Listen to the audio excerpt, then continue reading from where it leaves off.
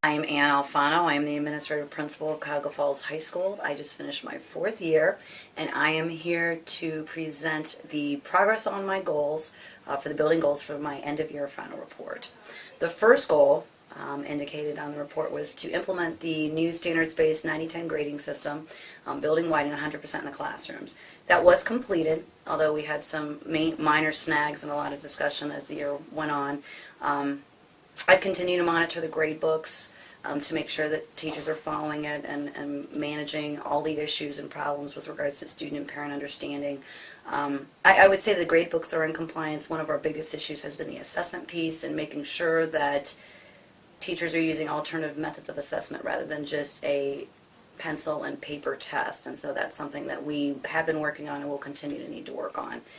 I think the addition of the IE period was especially important and integral to the success and the support that the teachers felt that they were given as a result of the change in the grading system and the new demands that was placed upon them, as well as the students. Gave them time to work on the second chance assessments, as well as give those assessments, grade them, intervene with students, etc., and so forth. I think one thing we need to work on regarding that IE period is to, now that we've got the interventions in place and the second chance assessments, is now the enrichment piece. I think the biggest thing now, having gotten a lot of data back from my departments, is what's the next step now that the district has decided to step back from the 90-10 grading system. Where are we going with this? And there's some mixture. There is some mixture of, we like the consistency, what's going to happen now, what are the departments going to do, what direction are you going to give us? And so I think it's an important discussion that we've been having all year that we'll continue to have. I'd like to maintain some of that consistency because I think it's a really important piece to continue our growth with, the standards-based, the maps that are based on the content, the assessments that help us measure how well our students are doing on the content, and then the grades kind of being in line with all that. And the next step, of course, would be the reporting. But we'll have to continue that. Next year's goal then is to continue the discussion in departments, making policies that are going to be consistent within those departments and that are going to be in line with standards-based grading, which is not only the building goal but the district goal.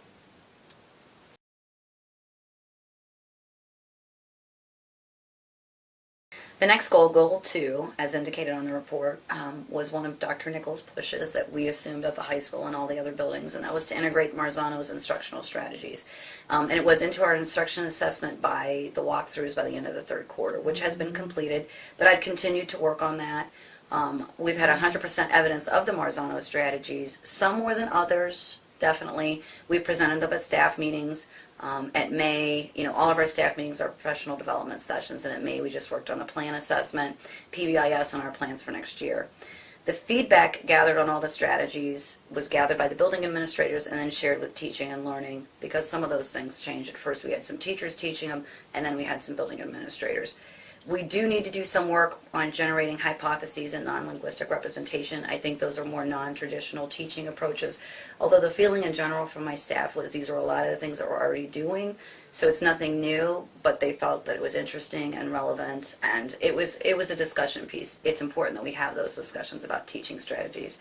My plans for next year are just to continue to collaborate with my staff on new and innovative instructional strategies and to help improve instruction by partnering with them any way that I can. So that'll be our goal for next year.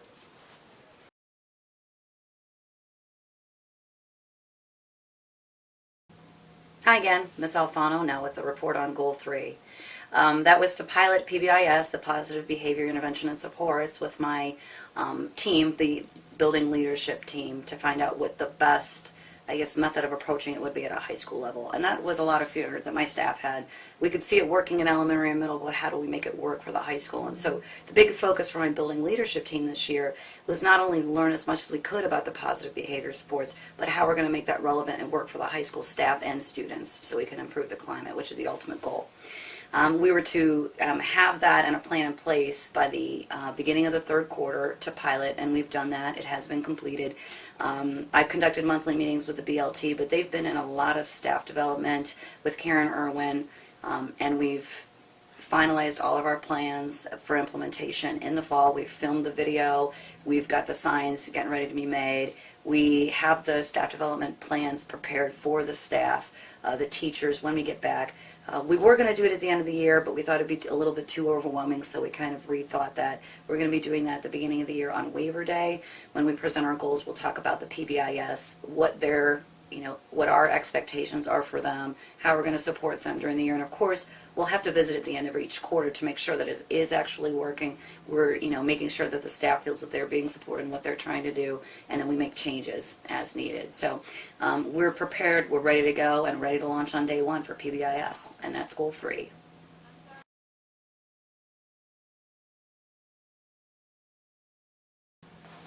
Goal number 4 is probably one of the biggest goals and obstacles, things that we've worked through this year, and that has been the integration of the new standards into our core areas: math, social studies, science, and language arts, and at least 75% of the maps. That is completed, but it's ongoing. We just received our content standard notebook, so there are going to be continuing changes. So what I decided to do for the goal report, which is I have the core areas, so the core areas will be first. That's always where we kind of align our changes first with regard to curriculum and instruction, assessment, etc. And then what I did was I also got department feedback from all the auxiliary departments as well, and so they've kind of shared their progress as well as their future goals, and so I have a little bit on each department. Social studies this year, they revised maps in world history and American history. Those are our 9th and 10th grade classes, which we always start with those two, to reflect the changes in content standards. They also started working on the government map, created a cultural humanities course to replace humanities, added financial literacy pieces and geography to that course. They're still going to need to work on the corresponding assessments on Melissa Curtin, who's in charge of that department, so there were already some pending changes for the content that they'll have to revisit. And so it's always making the changes to the maps and then the corresponding assessments. So in social studies, we have made real good progress this year and still have a lot to do. English language arts. It took a while to kind of get them going. We had the Ed Focus people work with them, and our 9th and 10th grade teams have worked on new maps with the Common Core. Grade level teams met with Ed Focus in April to get started on that process. They're also going to need to work with our science and social studies personnel and leaders in those departments to discuss the integration and implementation of the new literacy standards. We're going to be taking those from English language arts with regard to nonfiction and put them with social studies and science. And so we'll have to have at least some collaboration and then follow-up professional development. With regard to math, math has probably made the most progress as far as the revisions are concerned. They've made a lot of progress with changes of maps and the continued curriculum work, but they will also need to revise their common assessments. Another goal for them is they want to increase the numbers of students participating in their dual enrollment option. They're very happy with that, proud of that, and they want to get more kids involved. Science, this is probably one of our potential areas of growth. It's one of our weaker testing areas, and I'm hoping that we can make some progress in science as soon as possible. They've worked with the ESC consultants in October to make changes to the maps, but I think with some changes and transition that's happening in the leadership in the science department, we'll be able to make progress a little bit faster in terms of what we want to see happen in our science department. It's to have time to coordinate with the middle school teachers to help online our curriculum. That's probably one of the big goals for science that they like to see. Where are the gaps between 7th, 8th, 9th, and 10th grade? Where are the gaps and how can we fill those gaps? And I think math feels the same way. So I think as soon as we get that middle school alignment with the high school, then we'll even be able to have our kids go farther into advanced math and science classes. Now for the auxiliary departments. As far as music is concerned, fantastic department of professionals. Their state standards are under final revisions and will be completed in June. They know that for next year they want to make the needed revisions they have to their introductory music classes, and create others for their singleton courses. They have not begun the work on common assessments, but will work to create them as soon as the maps are complete. Let's pick up with the career department, another auxiliary department.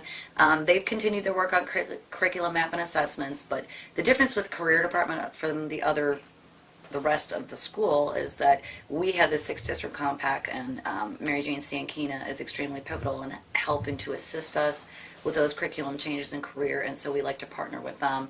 They are very up to date, and some of their stuff is dictated from the state, so it's a little bit different from the core areas as well.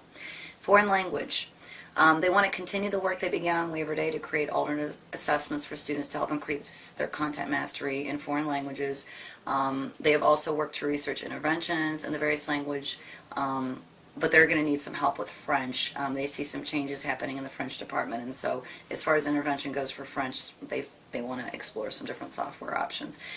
They really want to increase the use of technology in their department, and I think that Dr. Martucci has promised them some assistance in that area. I know that to address all the areas of a foreign language, listening and speaking and reading and writing, that technology is an important part of that process. And so I think, it's a great idea for Dr. Martucci to assist them in that manner. The art department. Mr. Wargowski is in charge of that department. His goals were to continue to promote the visual arts department in the building by updating all the images around the building. They want to serve as a technology leader, which I think is fantastic next year when we have the Bring Your Own Technology to School, helping teachers to manage their expectations in the classroom and to find ways to integrate that into the classroom. I think that's really important because I think teachers are afraid because they just don't know. And so helping them to generate ideas on how to make that relevant and productive instead of a distraction to the classroom is really important. And so I think Craig will be valuable in that capacity. And they also want to increase the access of their courses to students both in middle school and high school. The issue with that is with the teachers that we have, a lot of the classes get filled with 11th and 12th graders, but we certainly want to try to get 9th and 10th graders in those courses as soon as possible because we want to keep their numbers strong and steady. As far as special ed, they've worked with all the core areas on the mapping, and they're in those processes. So they are alone in some aspects, but generally speaking, the special ed department works with the core areas whenever it comes to curriculum alignment. A couple of times they haven't been included in that process, and that's something that they want to work on. Health and PE. They want to increase the number of students in PE courses by revising the expectations to waive the PE classes. And I know with the growing obesity problem in the United States, that's probably something that we all need to focus on. With our wellness initiatives for the district, that's something that perhaps we need to rethink and rework those expectations. The last department report is, of course, our guidance department, which is a fabulous group. They want to increase the use of technology in their department, work to decrease numbers of students needed to be retained in 9th grade. The data is yet to be received to this point. Have they done that? There were certain processes they had in place this year to work on that, and that's definitely a concern for us, is that 9th grade year is such a big transition year for our kids, and what can we do to help them? They've made some changes in credit flex, but it's still a huge area for growth for us. We really don't have a lot of student interest in credit flex options, and that's something that we really need to work on. I think at the beginning of the year, the Tiger Academy first was working on kids that didn't like to come to school and had poor attendance, and now we're working on an enrichment focus. So I think we're still kind of working those kinks out. Next year, a big goal is going to be the career and college readiness, and that's a building goal. We want students to have increased access to career assessments tools, and there's still a lot of work that needs to be done in that area. We want them to have access to that earlier, so not just in 11th grade but in 9th grade, and follow them throughout high school. And that's goal 4.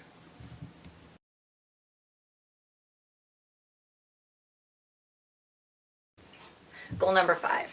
This was one that I added on because a big concern for us was to counteract some of our lower performing student scores on the standardized tests. We wanted to increase the number of advanced and accelerated student scores on the OGT. We know that we have the students and staff that are very capable of doing that. And so we wanted to try to think of new and innovative ways to get kids to not just, say, I'm just going to pass, but let me do my best, let me do the best that I possibly can do. So the IE period has worked well as far as providing some enrichment, but again, it has not been the focus. The focus has been intervention. That, again, is something that we need to work on for next year. If we want these kids to have an enriching experience and to want to take upper level courses and to excel in everything they do, we're going to have to try to deal with that population a little bit more and cater to them a little bit more and differentiate, not just at the low end of the spectrum, but the high end of the spectrum. I've worked with guidance counselors to ask them to recruit students to enrich and AP courses to work on that as well, because we do have some AP classes with very low numbers. The incentive, that was the last piece for the accelerated or advanced in the OGT, was to go to Cedar Point, but since that time I was directed not to use school funds for that endeavor, which is fine. We let the kids know that we would have a celebratory picnic for them at the beginning of next year, and so that's where we're going to start. As it is right now, all 4 of our goals as a building, we've come together, teacher leaders, teachers, staff, students, we've come together to get that, to see those goals come to fruition. We've completed those. This is one that we don't know yet. I know the preliminary scores have come out and they don't look as good as they have been in the past, although the math department thinks there are more advanced and accelerated scores that they see on there. So I think that's yet to be seen. Know that when we do get that data back, that we will take it apart and just keep taking it apart and analyzing it until we can understand where our strengths and weaknesses lie and make sure that we plan accordingly to help our students continue to be successful. Our goals for next year: continue the curriculum alignment with maps and assessments, continue to navigate through those grading issues to make sure our teachers are making standards-based grading decisions that are consistent and that are good for kids, upping the rigor in our courses and trying to increase the numbers in dual enrollment and AP. Technology: will the high school get more in terms of smart boards? What is the blending learning going to look like, and exploring those options? What is the BYOT going to look like? That's going to be all new territory for us, and so we look forward to exploring that. Increasing the college and career readiness: that may be one of our biggest pushes for next year. We want to make changes to our program of study to align with career goals. We want to have a testing day for the plan and PSAT, and I would like the counselors to work with the administrators and teachers to start 11th grade academy and homerooms to increase the numbers of students graduating from Cuyahoga Falls High School and going to universities, and use the enrichment period for what it's for, not just intervention. PBIS, again, implementing it, assessing, reflecting, and making changes, continuing to tweak our RTI process and referral process to make improvements there. And the last one is the FIP, our school, the formative assessment piece. Looking at that, I think one of the areas that we could grow the most is sharing data with our students and parents. What are we doing? Where are our students not making the grade? Where are they doing well? And what are we doing about it? And that concludes my report on building goals. It's a lot of work. I have a great staff and students to back me up on all of this. I think we do a fine job, but we still have work yet to do, and we will do it. Thank you for listening.